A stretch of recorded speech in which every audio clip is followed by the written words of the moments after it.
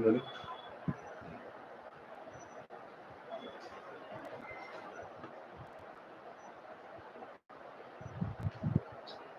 सुरुवात नंतर होतं. ಇಲ್ಲ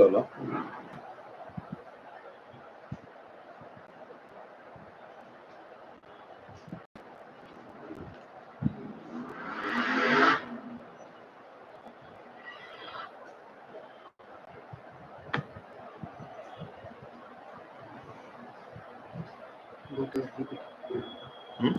PPT.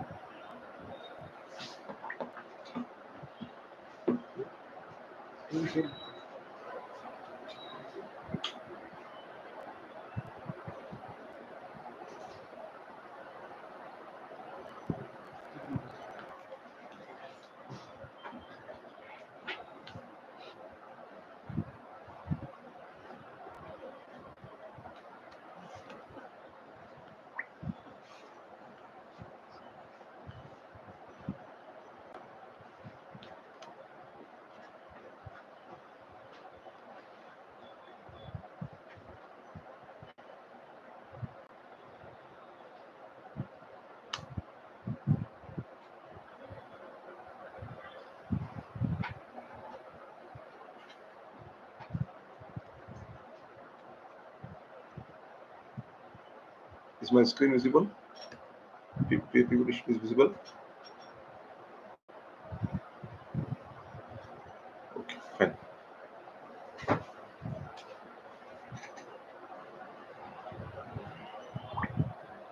Friends, very good evening. Our today's topic is validation of compliances for related party transactions referred under section 188 of the Companies Act. In this context, firstly, let us go through what do you mean by related party definition. So, to see what is the meaning of related party transaction, we should go to section 2 subsection 76, wherein they have given 8 headers under which a transaction or a party will be considered as a related party. First one is direct as a transaction with a director or his relatives, then it will be a related party transaction. It will be covered under related party definition. Similarly, KMP, a firm with director or manager or relative as a partner. So, if there is any transaction with a firm in which there is a common director, then also it will be considered as a related party, or a private company with director or manager or relative as a member. So, any common director, common partners, these are all about subclause 3, subclause 4. Similarly, public companies where director or manager or relatives hold more than 2% of the paid up capital. Similarly, body corporate influenced by director or manager. Then person influencing director or manager. However, for this subclause 6 and 7, if the nature of service is a professional in nature, then or is a professional advice, then this subclause will not be applicable. This exemption will be available for the company. Similarly, body corporate, this is the amended definition. So under body corporate, a holding company, subsidiary company, associate company, then fellow subsidiary, then investing company. So normally these are all treated as related parties. So for this subclause 8, there is an exemption under notification 464E dated 5th June 2015, wherein this clause is not applicable for private companies. Any transactions referred under section 188, if it is done with these body corporates, then this benefit will be available.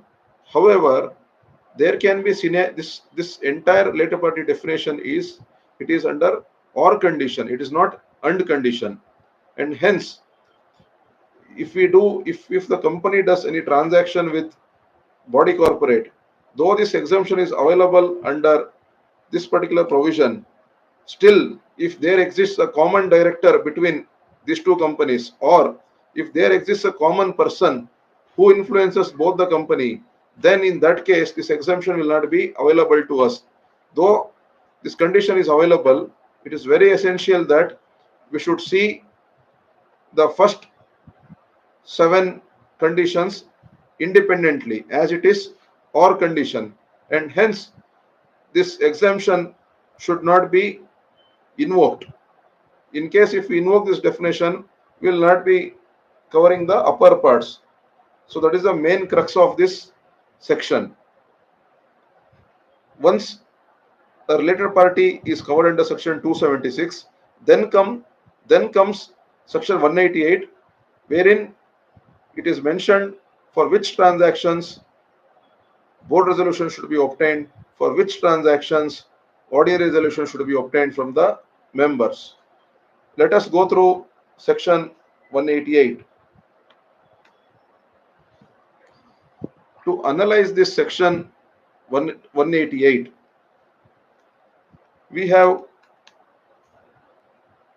formed a flow chart, a detailed flow chart, where you can see the complete breakdown starting from board approval requirements till rules, till the conditions which triggers ordinary resolution requirements. So section 188.1, as per this section 188.1, company must obtain board approval by obtaining a resolution in board meeting. This will be applicable to 7 set of transactions, that is sales, purchase and supply of goods or materials, transactions on immovable properties, leasing of properties, availing or rendering of services, appointment of agent, office or place of profit, or underwriting of securities. So for these transactions, if a company wants to execute transactions which are of this nature, then a board resolution should be obtained. There is no limit as far as board meeting is concerned. Even if a transaction is of 1 rupee or 1000 rupees or whatever it is, there is no limit with regard to board approval as long as the transactions are of this nature. The limit what is there, that is applicable only for obtaining ordinary resolution. Then comes the disclosure in board meeting. Once you pass these resolutions, certain disclosures are required to be made in board meeting. So these conditions are as below: name of the related party and relationship, nature, duration, material terms, advance paid or received, pricing method. These are all the disclosure requirements which need to be made in the board meeting. So first part is all about board approval. Now let us discuss about second part, that is members approval. In continuation with section 188.1, for the same subsection 1, there are 5 provisos, wherein first proviso provides that a prior approval from members is required, that is via resolutions, where ordinary resolution is needed. So ordinary resolution is needed when the paid up capital exceeds the prescribed amount or transactions exceed certain prescribed thresholds. The threshold we'll be discussing at the end of this slide. Second proviso says that the related party members will not be eligible to vote on such transactions. For the same second proviso, there is an exemption via section 464 dated 5th June 2015, which says that second proviso should not be applicable for private companies.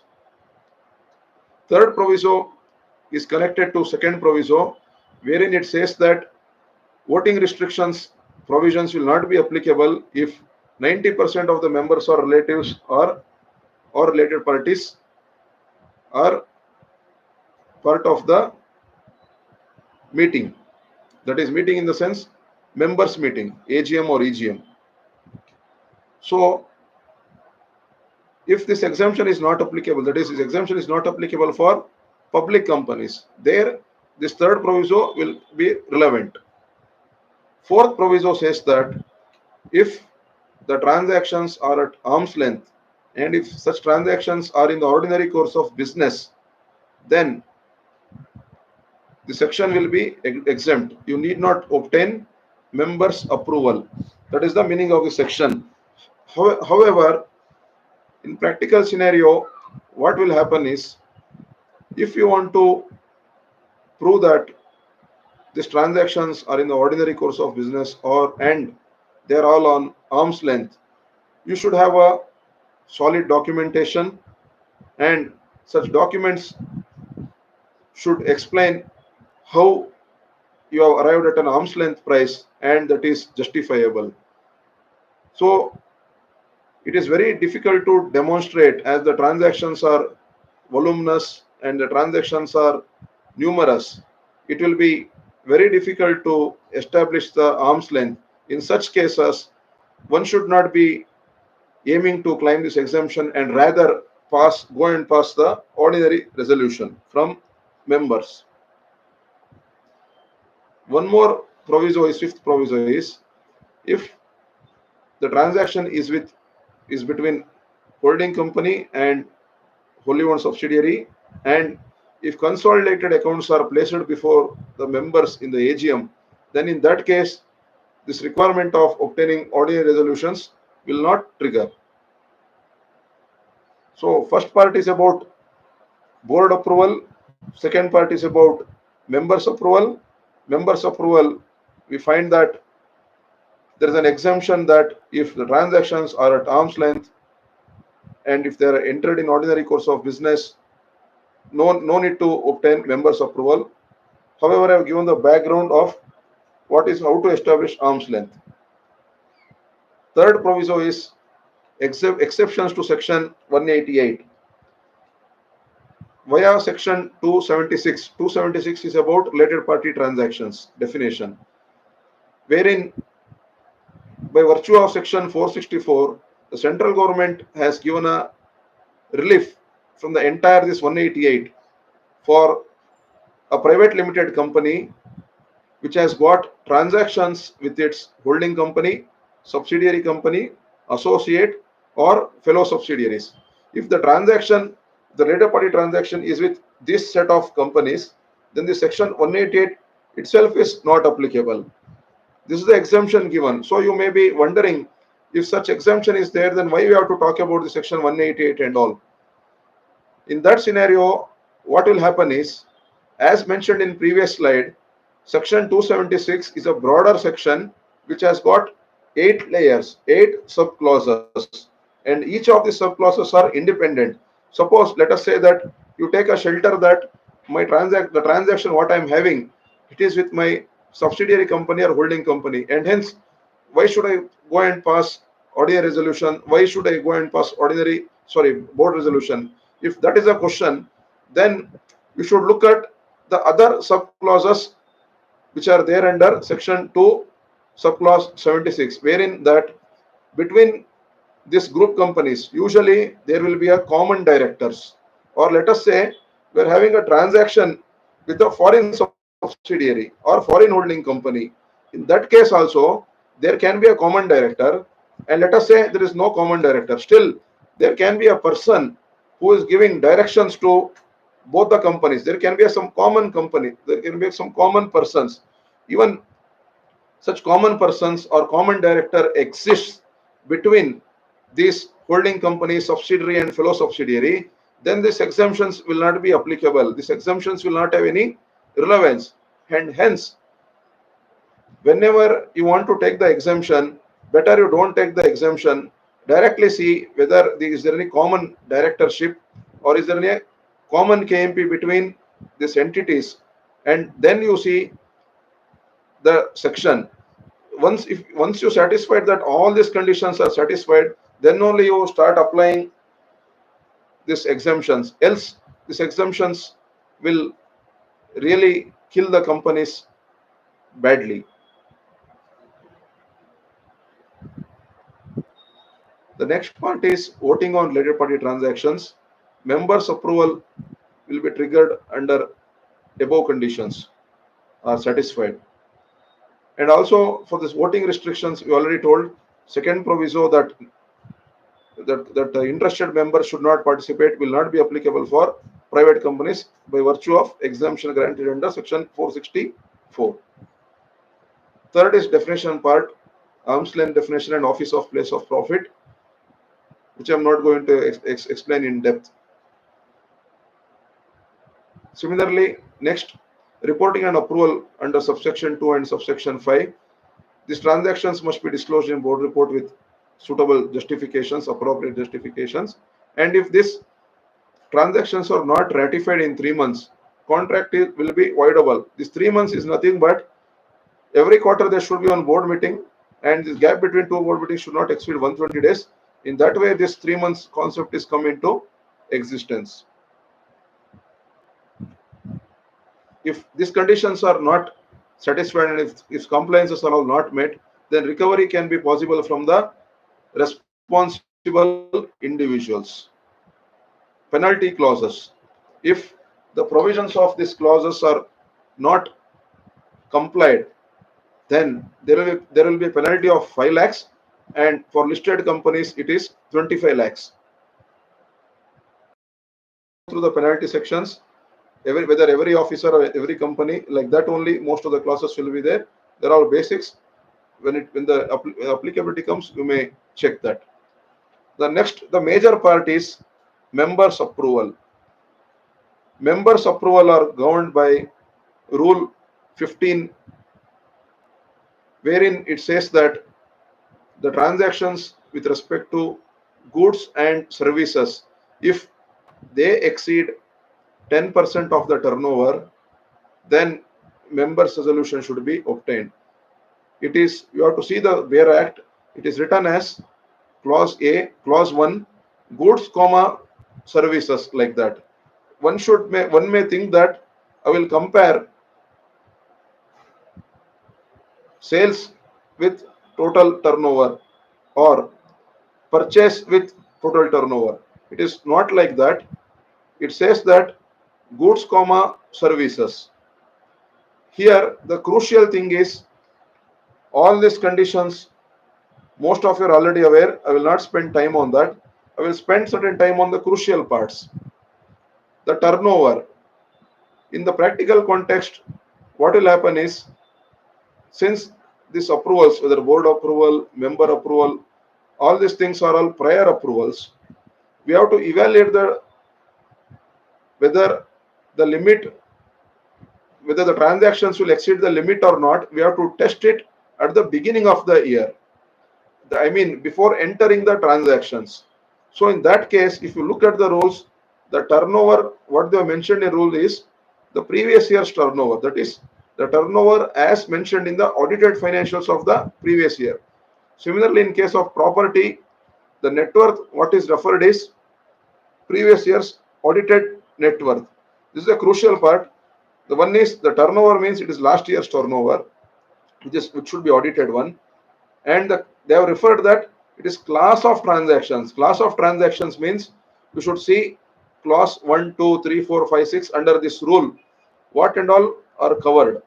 And hence, there can be a scenario that purchase will be exceeding 5% of the previous year turnover with one particular party, and the same party, my sales are exceeding 6%, and combined together, these are exceeding 10% of the turnover.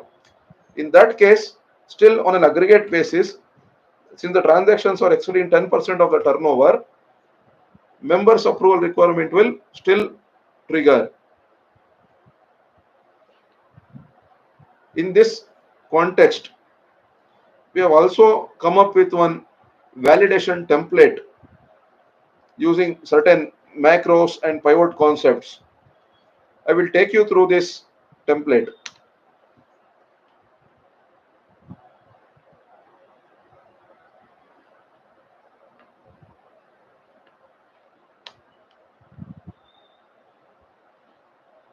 The sheet one is input template, wherein you need to update the figures pertaining to last year, that is net worth and total turnover as per previous year's financials, audited turnover. Once you fill this, then you should go to input 2. Here there are two set of transactions. First one is asset related transactions, purchase of property, those set of transactions. Second one is this income expenses, P&L hitting transactions.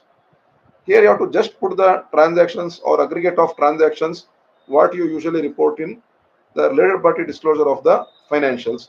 Once you update that, the board resolution parties, as I mentioned in section 188, there is no limit with regard to board approval. If the transaction is covered under the class of transactions referred in 188, board resolution is applicable. So in all the cases, if it is a class of transaction and it is a related party transaction, board resolution will be applicable, and hence by default this will be required only. The next part is ordinary resolution. This is the evaluation of the limit on a standalone basis, that is transaction by transaction or each class of transaction basis, like purchase, sales, like that, and it is not on aggregate party way basis. And hence, to check that whether on aggregate level, on a class of transaction level, whether a transaction exceeds the 10% threshold or not, to determine that, we have come up with one more sheet which is automatic. This is on an aggregate basis, which is pivot of the previous table. Here, to evaluate, for example, with the same party, here there can be sale of goods. If you come here, whatever you have updated, if you want that to be reflected here, you should just go to any of this cell under this designated table. I have given the example on the right side of the sheet. Suppose this edit what I have made here should reflect here. So what is it I should do is just go here. You can see this pivot table analyze. The same option is not available in previous sheet because it is not a pivot table sheet, whereas this is pivot table sheet. Just go there, click on refresh. Please note this, to get this refresh button tab, you should click on this designated cell only, else you will not get this option, and then you may feel that this is not working for my system. This issue might be possible, and hence please check the instructions properly and please follow this instruction what I am showing now.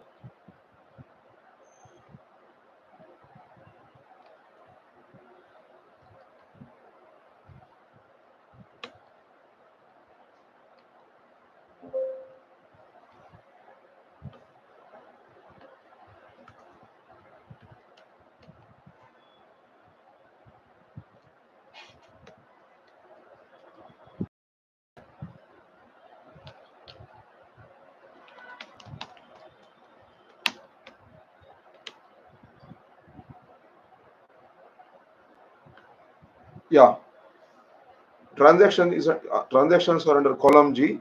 Now you can see that sale of goods is coming automatically. As per the section, we have to see,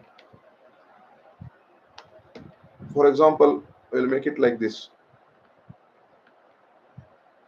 We have to see the class of transactions, that is purchase and sales. If that is exceeding 10%, then this will be applicable. Here, purchase is 39 lakhs, sale of goods are 11 crores. These two fall under one class of transactions, whereas purchase of software is a different class of transaction. This you can understand through the explanation. For example, Rule 15 explanation says that it is hereby clarified that the limit specified in subclauses 1 to 4 shall apply for transaction or transactions to be entered into either individually or taken together with the previous transactions during a financial year. Meaning, let us say now we are in June month, April, May, June, our transaction is crossing 5%. Let us say the projected transaction with the one particular party in next 9 months are exceeding 8%. Combined together, it is crossing 10%. And also the class of transaction here, if you see, it is written sale, comma, purchase or supply of goods or materials. And hence sale, purchase, supply of goods. This should be read as one transaction, meaning you need to add this sale of goods and purchase of goods to cross check the limit of 10%. Because sometimes, as I said, individually it may not cross. When you sum up the class of transactions, it may cross 10%, and then it may trigger the requirement of obtaining ordinary resolutions from members. The next one is arm's length. Why arm's length is important? As I said, if the transactions are in the ordinary course of business and if they are at arm's length, then there is no need to obtain ordinary resolution. However, it is always difficult to demonstrate the arm's length and document the same, because scrutiny, if some scrutiny happens, it may happen, it need not happen now. It can happen after 2 years or 3 years on receiving any complaints or on suo motu basis. And if at that time, if you can't demonstrate the arm's length, then it will be a challenging issue. And hence, as a better corporate governance, though these transactions will be at arm's length, it is better to pass ordinary resolutions.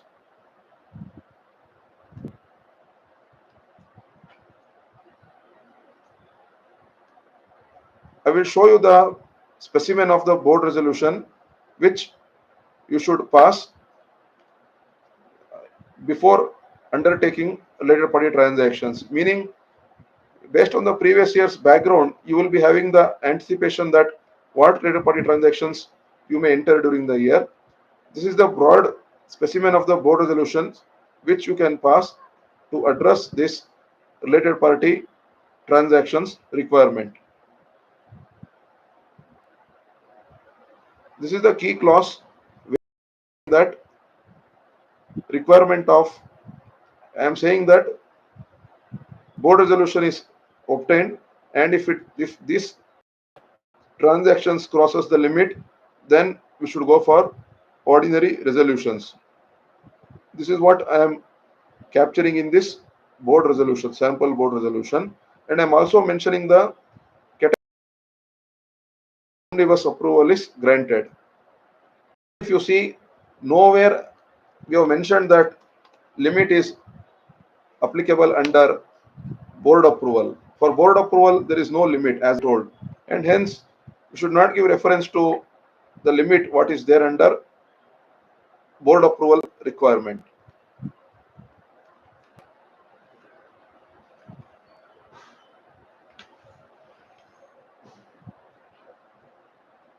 So that's all. Any questions, you may post it in chat box, or you can reach out to me.